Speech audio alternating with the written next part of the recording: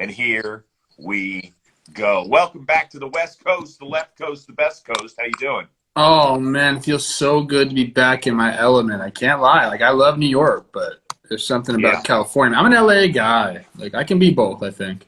Yeah, you can be. You can be. A lot of people think you can't, but you can be. Were you able to watch the game on the plane? I wasn't. I followed the games. So I had my phone out. I was doing the game day thing, which is a lot different than watching it. I was flying United. I don't like United. There's no live TV there, so I got the internet. I paid the $25 for the internet, Chris, so I was able to follow along some of the games. Did you try and stream it on your phone or no? You can't.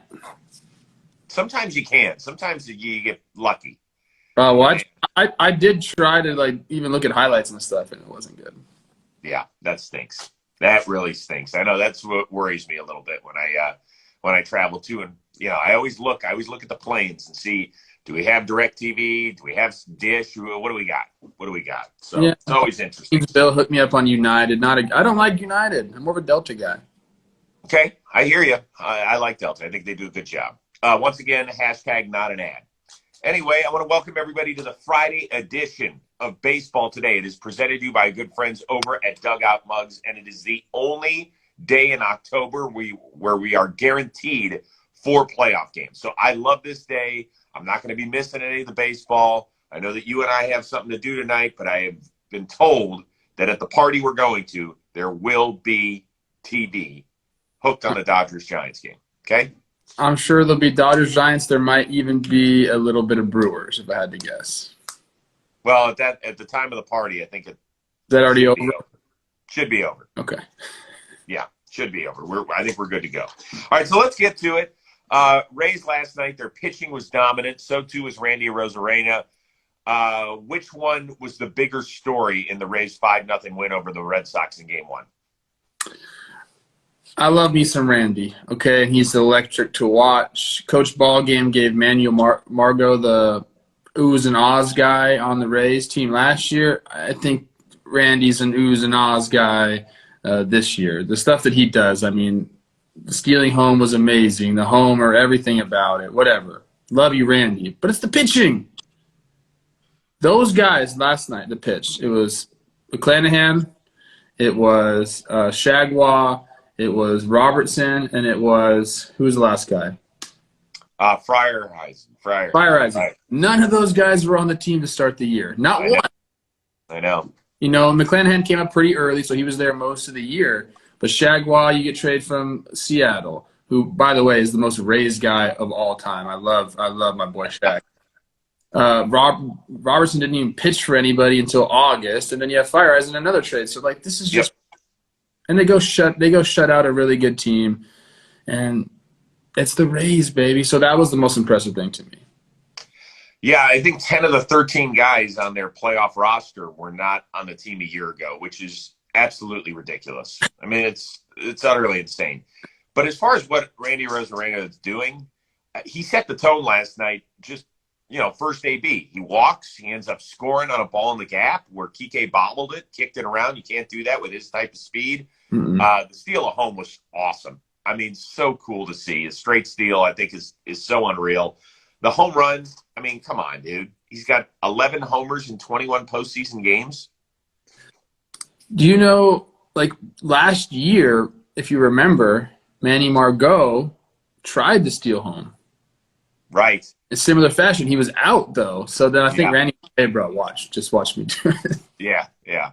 But back to Arozarena, I think he's got the highest slugging percentage of anybody in playoff history now that he has qualified for that. And when you're on, screens with some of the all-time legends in the history of the sport and you're on top, whew, dude, keep doing your thing, man. He is just – and I loved it when he went back out to the field and they're chanting his name.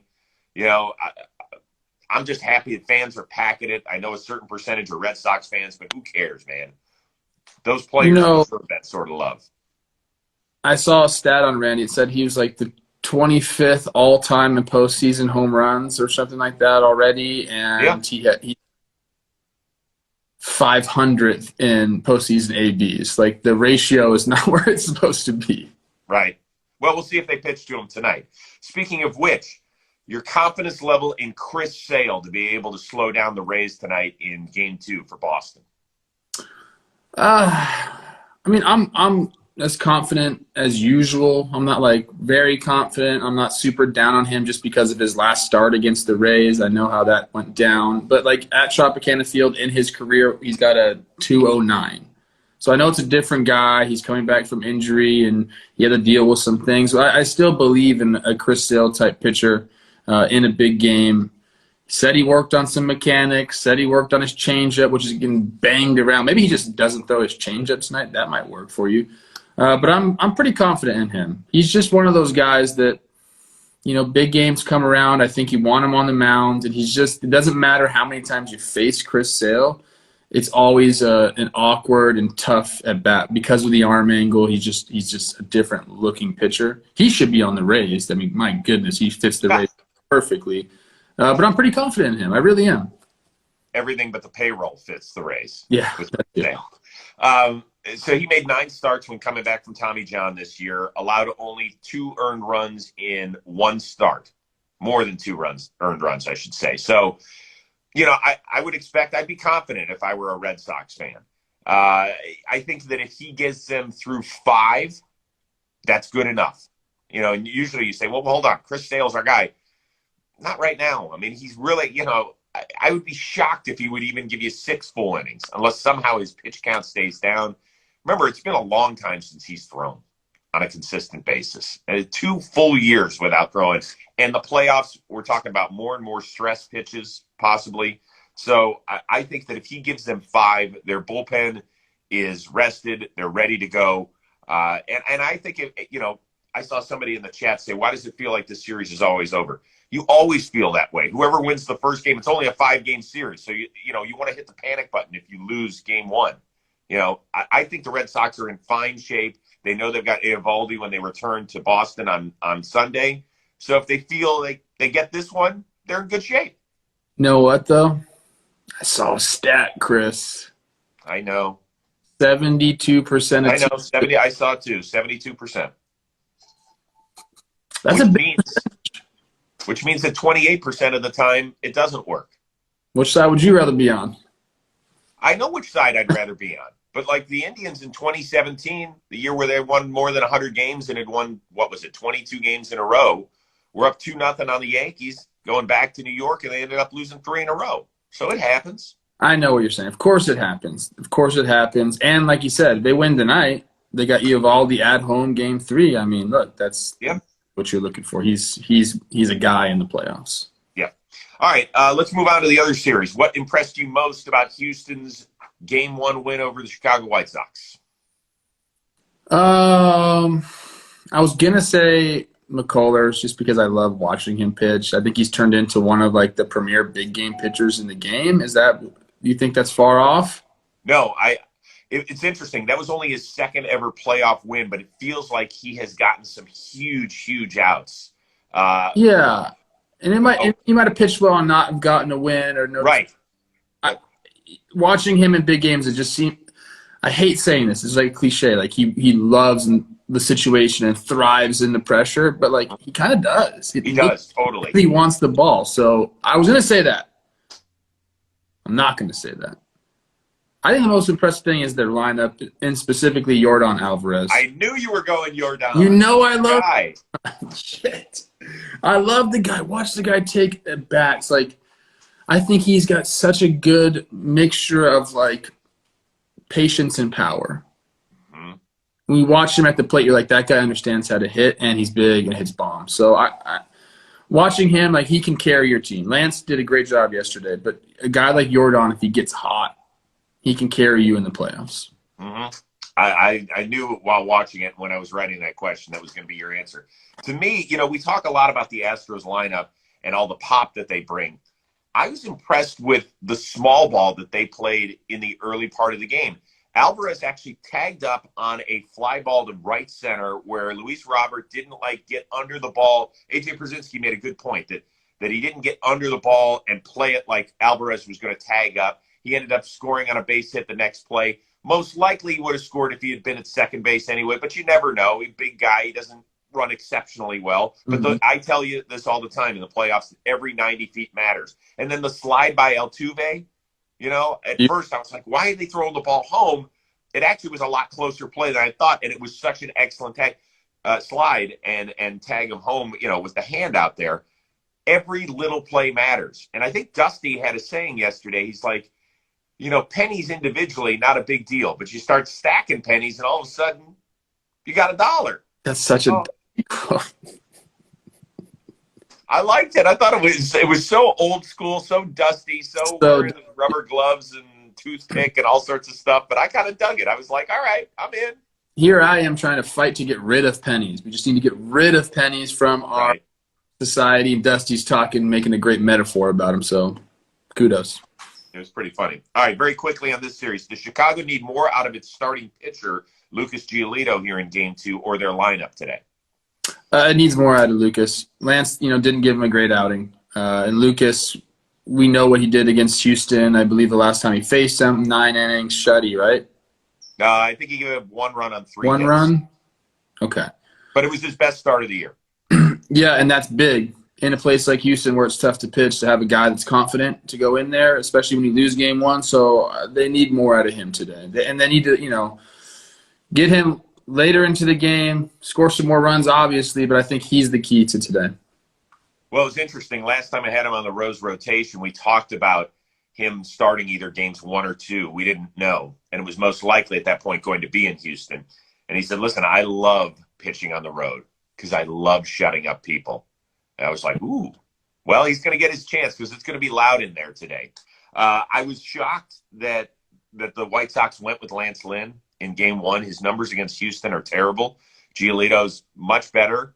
I think sometimes teams overthink this stuff where they're like, well, the guy was great this year. If Houston's hammering you, the only team you're playing is Houston. You're not playing any of the other teams. You're only playing one team. So I thought that was silly. With all that being said, the White Sox had 7 singles last night, or yesterday afternoon. That was it. 7 singles. They didn't get more than 1 runner on base until the 7th inning.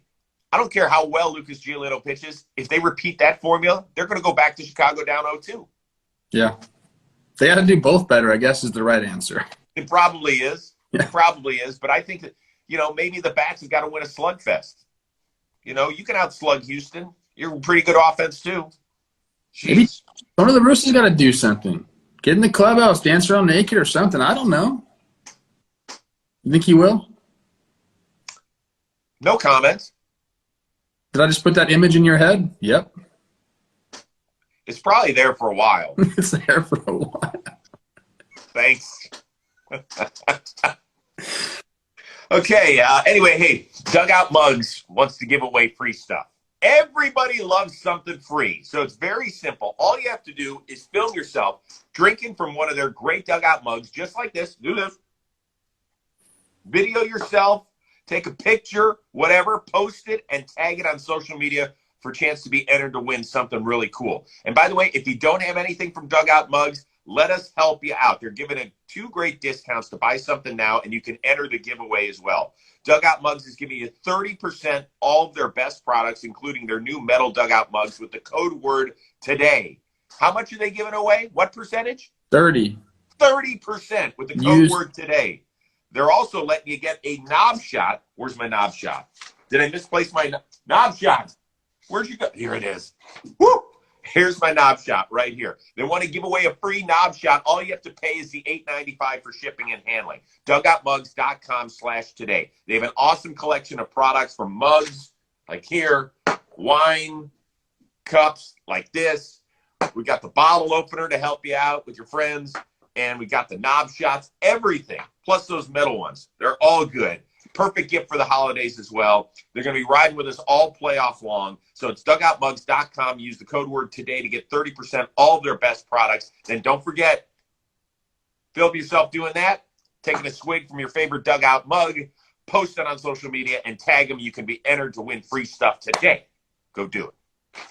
We continue on with baseball today, presented to you by Dugout Mugs, focusing on Game 1 in the NLDS series. Dodgers at Giants. What are you most looking forward to tonight? I I guess it's a weird thing though, but just thinking about those two teams facing off in the playoffs is enough for me. Okay. Dodgers, Giants, it's such a storied rivalry, and I know, I'm from LA. I've seen it my entire life. You've been here a long time. Like, it's a big rivalry, and to see it for It the is. first time in the postseason in my life, I know we talked about that a little bit yesterday. It just seems like it's almost like not a real thing that's going to happen. And then we got two guys. I mean, I just mentioned Walker Buehler, how good he is in big games. Like, I think him and Lance McCullers Jr. are like my two big game pitchers. Like the guys that I'd want on the hill in a do or die situation. Like those are my guys. And then you got Webb tonight, who's just been fantastic. Like I'm curious to see how Gabe, manages tonight against Dave Roberts. There's so many like little storylines there. Gabe almost was the manager of the Dodgers. He was very upset when he lost the job to Dave. There's so many things, Chris. Well, we know that the playoffs are a different story. Yeah. Gabe Kapler certainly redeemed himself his couple seasons out there in San Francisco after what transpired, whatever that was in Philadelphia. The playoffs are a different story. It really speeds up on guys. Every decision is criticized. It's easy when you're winning 107 games and maybe you have a bad game here or there. You can't have a bad game in the playoffs. I am squarely focused on the pitching matchup tonight. You mentioned about Walker Buehler. He's made 11 career postseason starts, a career ERA under 2.5. He's struck out fewer than 7 batters in just one of those 11 starts. Here's the thing about that you got to watch with Walker Buehler. Last year in his first 3 starts in the postseason, the plate was moving around on him. He walked 11 guys. If he's wild tonight, Giants they're gonna rip him. Yeah. They're gonna rip him.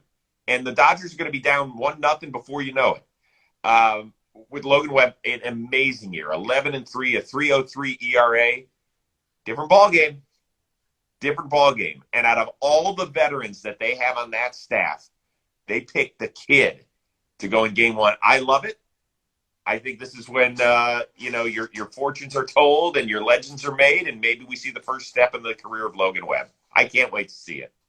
Yeah, I'm interested to see how, we saw Belly kind of have a great game in the wild card game. Mm-hmm, he did.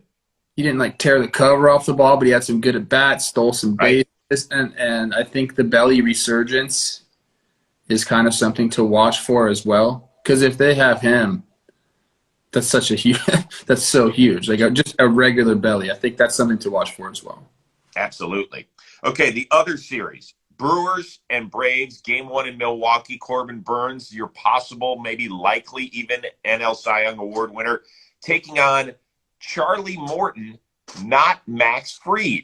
Is that the right call for the Braves? I don't know. I probably would have liked to see Max there, give him a chance to maybe start 2 of these games. Can they still do that if he's the Yes. Here's the deal.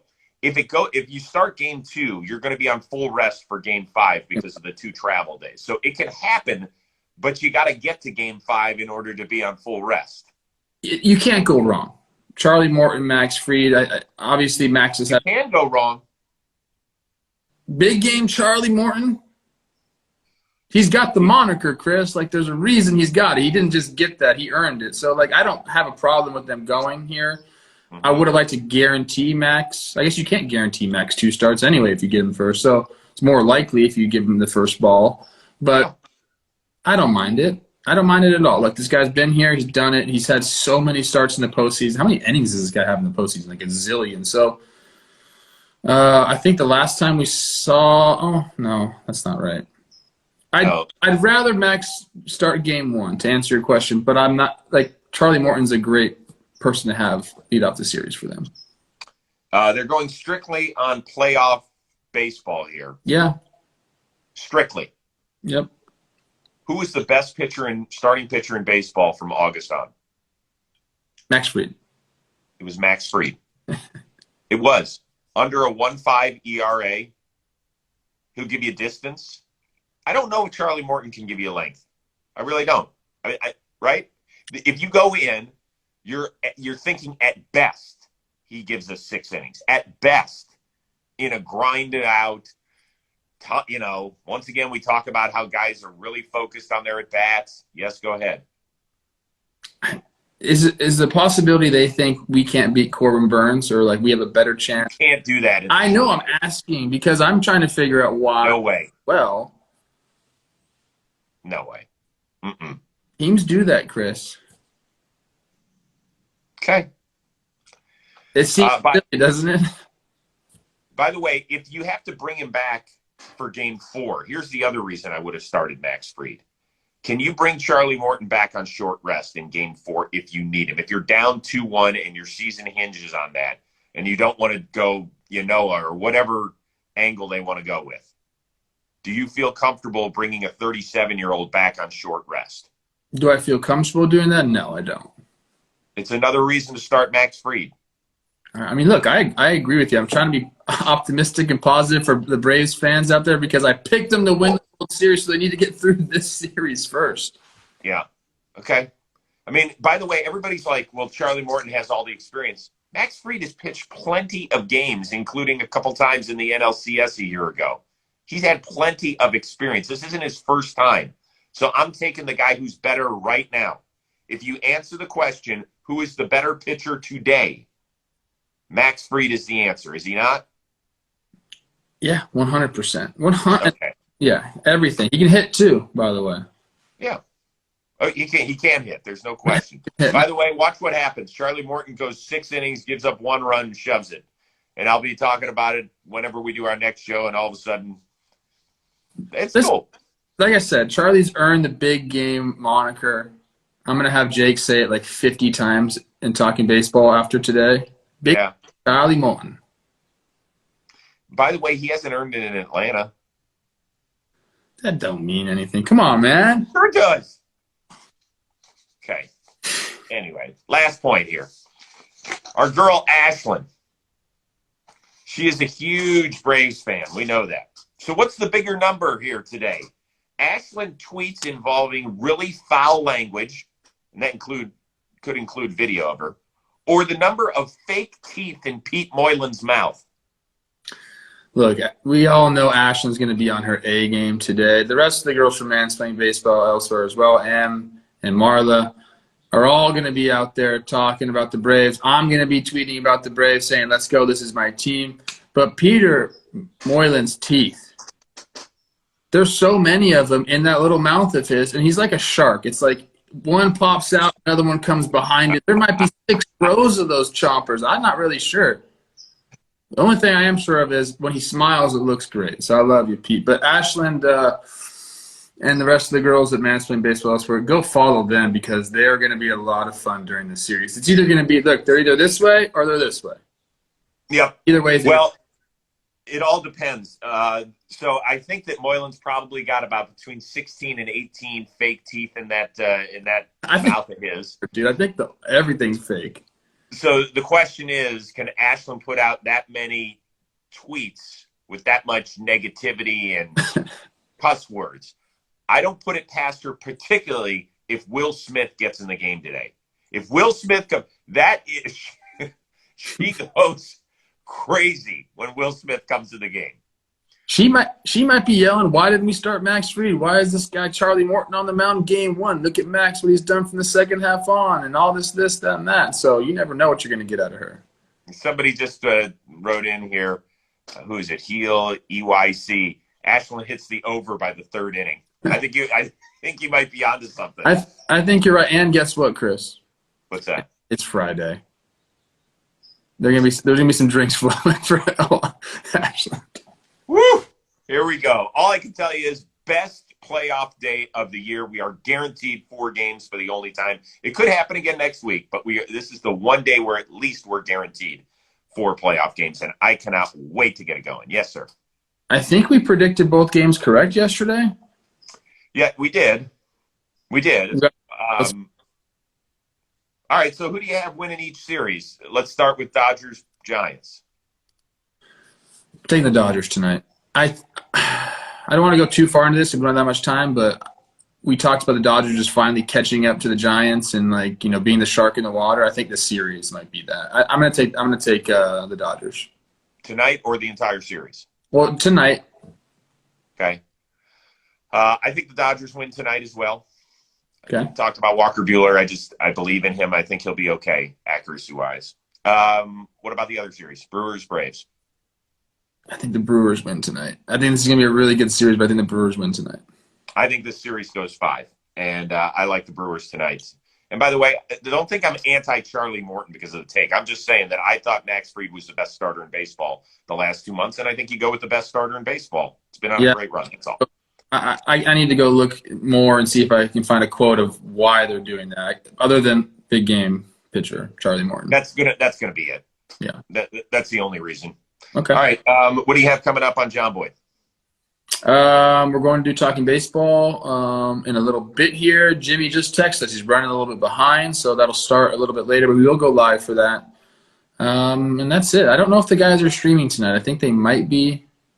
I will not be streaming tonight. But that's it. What about you? So we have a NLDS preview, which is available for consumption. Stephen Brault. The thing I love about Brault is that he is a huge baseball fan. When he was rehabbing his arm the first 3 months of the season, all he would do is watch baseball every night, and not just the Pirates. Yes, he was watching, but he's like, if there's a baseball game on, I'm watching it. So he watches every playoff game. And you say, well, hold on, of course he does. You know this. Not every baseball player is a baseball fan. No, not by the time you get to the big leagues, man. Yeah. So there's a lot of guys who don't even watch the playoffs. He does. Does he know something about every team and every player? No.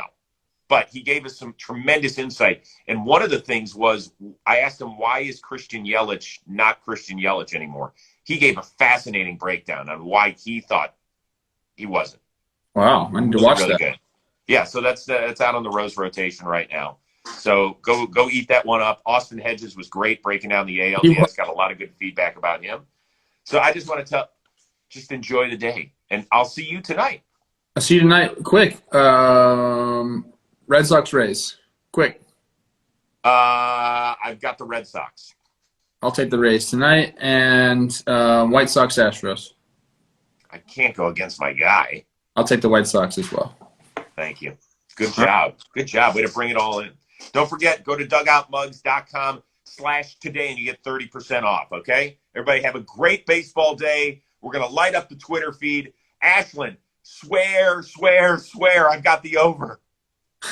Peter, show all those rows of teeth so Chris knows. All right, mate. See ya.